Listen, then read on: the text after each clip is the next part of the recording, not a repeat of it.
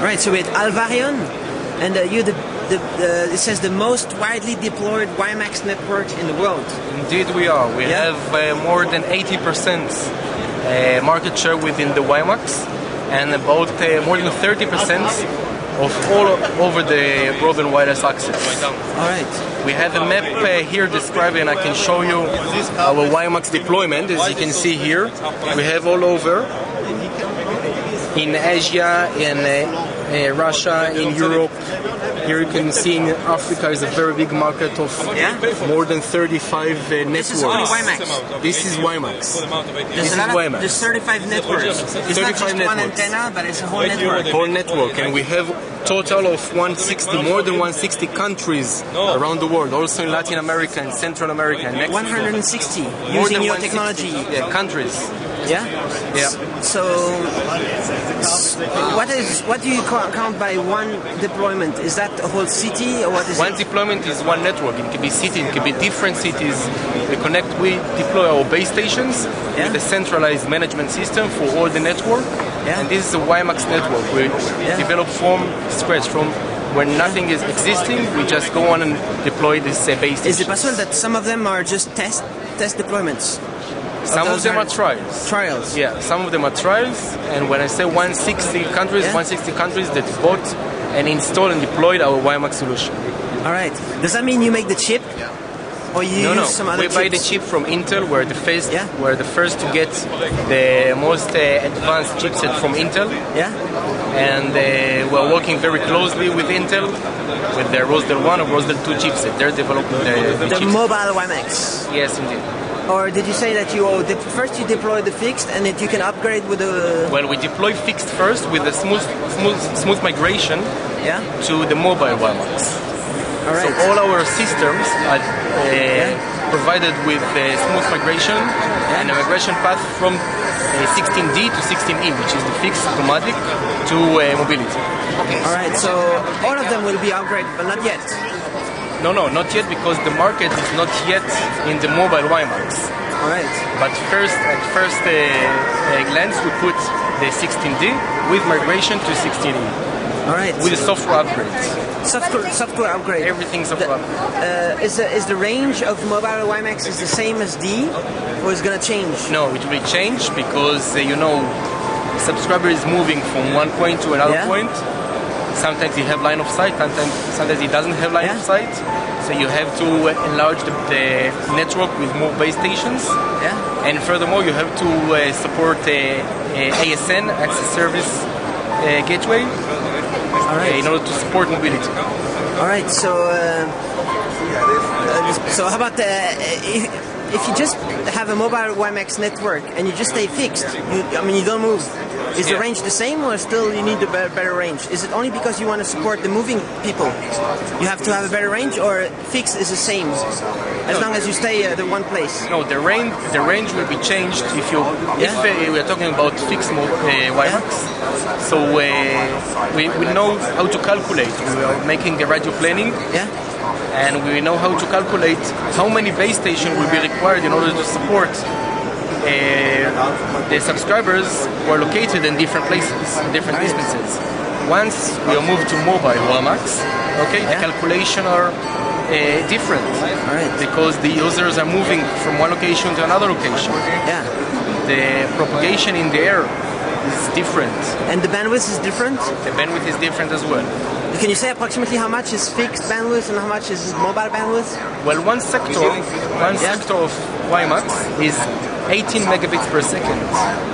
Okay? When we're moving to mobile, it's about 14 megabits per second per sector. But we can use several sectors in one network, one base station. In one base station? How many is maximum sectors? 6 sectors. 6 sectors. So how about those sectors? Could you put a sector in a router at home so people can just broadcast from home? You can put a Wi-Fi end connected to WiMAX. We have a product it's called Y-Square. If you can look with your camera here, over there. On the top, this is the Y-Square product. The one on the left there? On the right. On the right. You see two antennas? Okay, these are for diversity. And this is providing Wi-Fi to a local area network, like coffee shop or a motel or something. and it is being backhauled by WiMAX. All right. Either licensed or even unlicensed in 5.4 or 5.8 gigahertz. So this is a great way to deploy communal, what's it called, in the cities. Yeah, where they put the WiMAX all over the place. And you have over-the-air access from a laptop. Yeah. Subscriber sitting in a coffee shop or something, and he has Wi-Fi access to the access point that we're producing, and from there connected directly to the network with WiMAX. But it's not possible to broadcast WiMAX from this to users, mobile WiMAX users, to increase the coverage cheaper than installing base stations all over the place? We can make a broadcast, but of course this one has to be calculated in terms of bandwidth, in order that one subscriber won't steal all the bandwidth. It could work to have a larger range, but it won't. I mean, you need to calculate the bandwidth. Yeah, in advance. Yeah. All right. But how about broadcasting WiMAX at home? Does that make sense? Yes, but this one, I don't know if right now we support broadcast with WiMAX. From like a little box at home, where you would... external box. Just a little, like a Wi-Fi router. Yeah, can make it. It could happen. Yeah. With Intel chip. Well, you should ask Intel, but it's possible. Okay, but at this point, every service provider needs to have a deal with the government. That's how it is in every country in the world, right? There's a you need to have the right to use WiMAX. Regulators dictate all the conditions of using the WiMAX network in the license, in the unlicensed. Let's say everyone can do whatever he wants, but the problem is that everyone is doing whatever he wants, interfere with others. So for that, we're using many technologies like DFS that enable several different providers to broadcast, to transmit, receive on the same area, in order not to interfere between each other. So there can be a lot of base stations at the same place, and it will still work. Indeed, but they must work according to the rules. I mean, they won't get any license to transmit. They will interfere to others. But is WiMAX going to provide free wireless broadband to everybody? Or that's not the point? What do you mean free wireless for?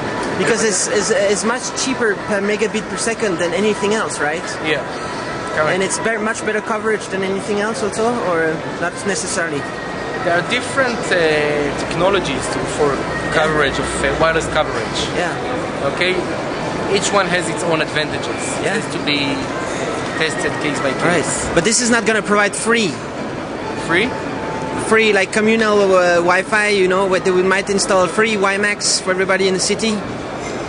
Well, this is the business case of the operator. If he would decide to put it for free, we sell the base stations and the CPEs and the services for the operator to choose. Of course, your service is not free, but the end service might be at least much cheaper than 3G and 3.5G. Okay, the goal is it would be much cheaper than that, because the cellular is very expensive in providing services. Could you just talk about just a little bit about what is the latest developments with WiMAX? Are there some examples where some big is happening in Europe or in USA or something like that? Yeah, we have in Spain. In Iberbanda, a very big deployment. Of I think 20,000 CPEs. In which place did you say Spain? Spain. In what? Spain, all over Spain. All over Spain. Yeah, Iberbanda is the customer. Iberbanda. Yeah. That says the one who got the deal with the Spanish government. I mean, the license. He is. He's providing WiMAX. Is one of them, or there's several, or? No, we're working with Iberbanda. Yeah. We have a very big customer in Mexico, Telmex. I don't remember the figures exactly, but it's a very big customer. Telmex, the guy is one of the richest in the world, the owner of Telmex. Yeah? That's the guy. I don't know him. No? I have to know him. You didn't meet him, okay. But how about, so in Mexico, Spain, and 160 countries, and it's just, since last year a lot of things have happened, and soon it will be real. I mean, people will really, really have it like I think it's real as for today. It is? Yeah, but the market is...